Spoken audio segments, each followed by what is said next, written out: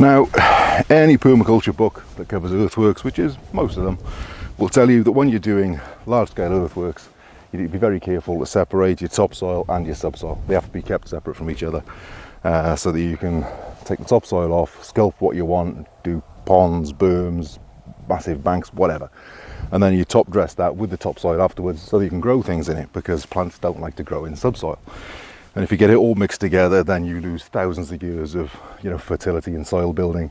It's, it doesn't make sense. So it's something you do have to be careful of. But what I've started doing is deliberately putting subsoil on top of topsoil. Let me explain why. Now this here is our most recent big earthwork. This is what we call the new pond, because we haven't given it a name yet, and it's the most recent. But it's a fairly substantial earthwork. I'll put a link down below for that video, how we built it. But no matter how carefully you do it, you get a little bit of subsoil will drop off the bucket or something like that.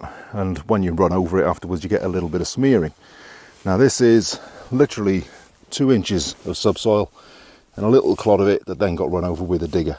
And you can see that if I pull the grasses back, there's nothing grown through that. And that's why it's important to keep your materials separate. Because there's another one there. So yeah, nothing grows through it. And that's literally a couple of inches thick. There's happening in 4 or 5 different patches here, which over time will be fixed anyway. It's not a problem. I'll come to that in a few minutes. But where this has happened in other places, I've actually dug through it as an experiment, and it's literally a couple of inches thick. So you can see how effective it is at suppressing plant growth. So let me show you what we started doing. We're putting in quite a bit of willow fedge this year. It's a brilliant technique. I really like willow fedges. Fencing is expensive, and it of course takes a lot of money to maintain. We're talking thousands if you're talking at any sort of scale. It's a lot of money. You've got to make a lot of money to offset the cost of that. Whereas a willow fedge, of course, gives you, it takes a bit of maintenance, but all fences do. And willow fedge will give you a significant amount of biomass that you can use in all sorts of ways. You can sell it as cuttings, you can sell it as basketry materials, all sorts. Very, very useful material. So far, we've been doing, I'll show you. So this is what we started out doing.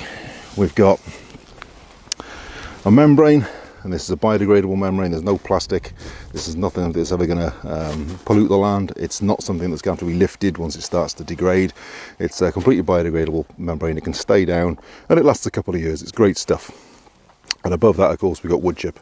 Now we get wood chip fairly inexpensively. It's a couple of ton for about 20 quid. It's a very reasonable price product now for us. We've got a good connection.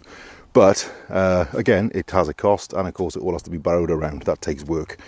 And you can see here just how well they're starting to take. And they've been in, 4 or 5 days. It's a fairly dry year. They're going to take a little bit of water just to get established, but they're coming along nicely. Now, so you can see the membrane and wood chip all weaving off in a nice curve. And there's reasons that we do that, but at the point that I got bored with barrowing around wood chip, and you see I need to bring a little bit more up just to reinforce here. Put enough in just to hold it down, but I'll finish that off with wood chip. But from this point on, I started using subsoil. And that follows all the way around in exactly the same sort of pattern. And it's come from this pile here. And this is purely but coincidentally, it's exactly where we need it. But this is something, it was a couple of scoops of subsoil that got dug out of just this section here where the monks sit. I needed to dig a pit there.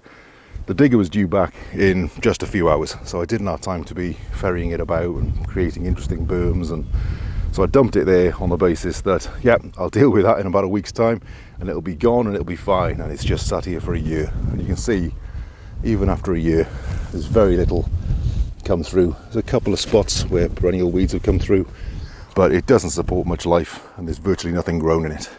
So that's what we're taking advantage of. Now, I'm sure, because this is YouTube, someone will be along to tell me that what I've done is a disaster, it's a nightmare, and I shouldn't have done it. Well, this won't last for long. It's not like piling something like that and just leaving it and expecting it to fix.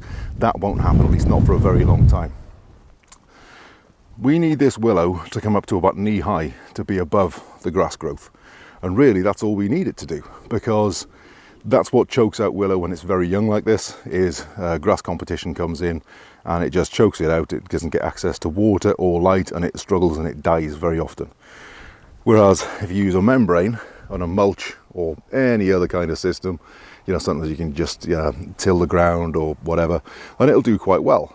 But you know, that has an impact. It takes work, and of course that is, you know, those are materials that are shipped around the place, especially the mulch mat. You know, it is an industrial product, so even though it's biodegradable, it's been made in a factory and it's been transported hundreds and hundreds of miles.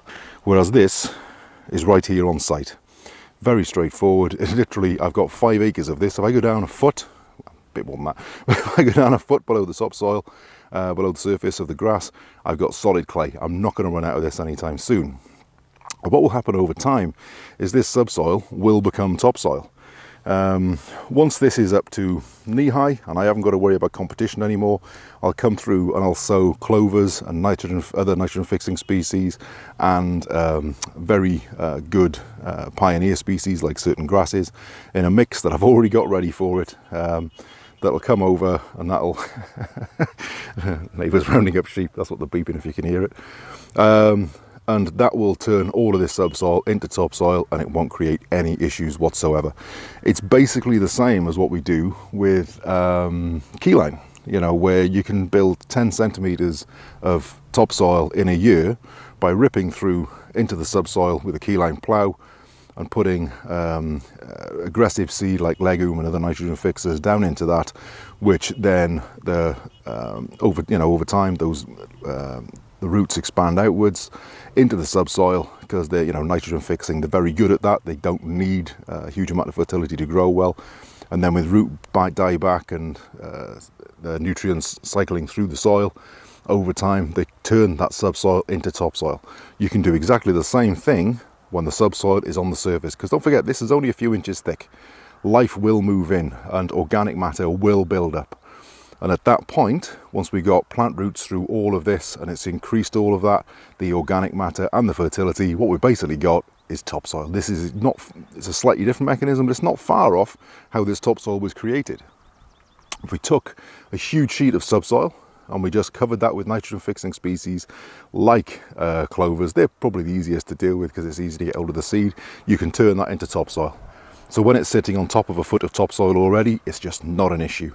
And this will suppress the grasses and the buttercup and everything else that's in here. And we got some beautiful species. It'll hold them at bay until the willow is high enough. And it's cost me no materials other than a little bit of work. I'm very pleased with it. So that is our new willow fedge mulching technique. Now, one thing I need to make clear, I am not pushing the cuttings into subsoil. I'll say there's only a couple of inches of it. The cutting goes through that, through the turf and down into the topsoil itself. So even though it looks like it's being shoved into subsoil, because it is, it's going through that and into the topsoil that's below it. So it gets an opportunity to get all that nutrition, all that good soil. It's not growing in subsoil. Anyway, that is our new system.